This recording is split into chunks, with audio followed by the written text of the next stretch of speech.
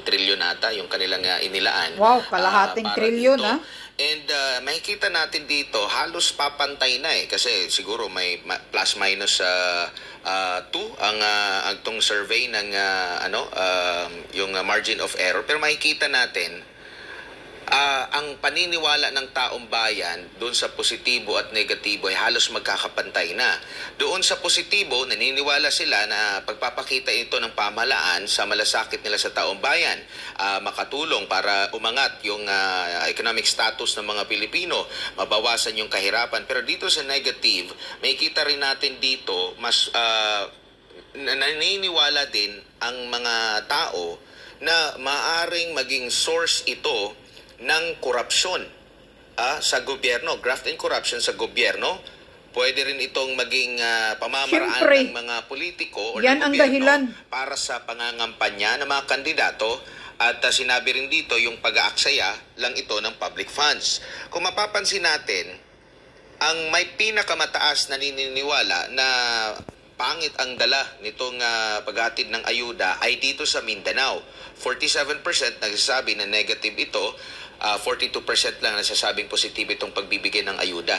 Doon sa Visayas, na may, alam natin, baluarte din ito ng kasalukuyang administrasyon, mas marami din ang naniniwala na ito ay posibleng pagmula ng korupsyon, posibleng gamitin lang ito sa pangangampanya.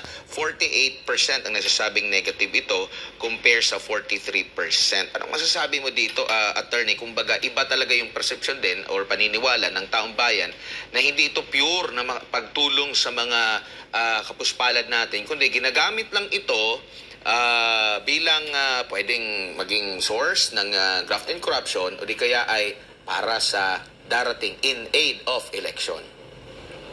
Yes. Yan po ay nakabase sa karanasan ng mga tumatanggap ng ayuda. Unang-una, alam natin na ginamit ang ayuda para makalap ng pirma dyan sa People's Initiative Kuno, na talaga namang People's Initiative, no? Pangalawa, nandyan pa rin yung katotohanan na namimigay ka ng ayuda, binabawasan pa. At meron ng kasong naisampa na dyan sa Mindanao, no? Kung di ako nagkakamali, sa Davao del Norte, na binabawasan talaga yung mga ayuda na dapat na natatanggap ng buo.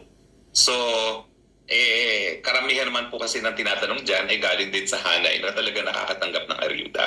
So, ito po ay reflection lamang kung anong realidad na nakikita ng mga tumatanggap ng ayuda na nangyayari sa kanilang pang-araw-araw na buhay. Kaya nga, and ginagamit lang sa pamulitika at korupsyon. Tinanong din sila, attorney, kasi sa survey nila, tinanong din kung nakatanggap ba sila ng ayuda, no? Yung ating mga kababayan. Sa mga tinanong, 23% ang nagsabi na sila'y nakatanggap ng ayuda mula sa administrasyon at mas nakararami po yung nagsabi na wala silang natanggap na ayuda, 70%. Ngayon, tinanong naman sila, what is the effect of the financial aid or ayuda you receive from the administration? Ang sabi dito, kung naka-improve ba ito sa quality of life. Ang sinabi ng 43%, better than before, pero yung 51%, same as before or no change. Kumbaga, di ba, sinasabi nila, pag may ayuda, dapat at least makatulong ito, na maiahon ka sa kahirapan, panimula, meron kang pangkapital, kumbaga. Pero mas marami ang nagsasabi na same as useless. Same pa rin yung kanilang estado ng pamumuhay sa kabila ng pagtanggap nila ng ayuda, attorney. Well, yan ano na naman yan, patunay talaga na yung katotohanan na hindi talaga nabibigyan ng ayuda ang lahat ng nangangailangan. Band-aid solution lang talaga ang ayuda. Correct. At ang tunay na solusyon dyan para maibsan ang kahirapan ng ating mga kababayan ay itaas ang antas ng kabuhayan sa pamamagitan ng pamimigay ng mga trabaho dahil hindi naman po tamad ang Pilipino.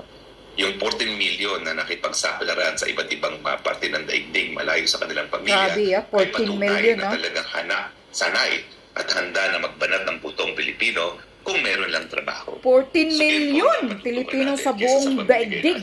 Dahil yan nga po ang katotohanan at ang realidad hindi po natatanggap ng lahat ng mga nangangailangan ng ayuda yung pinamimigay ng gobyerno. Yes, dahil binulsa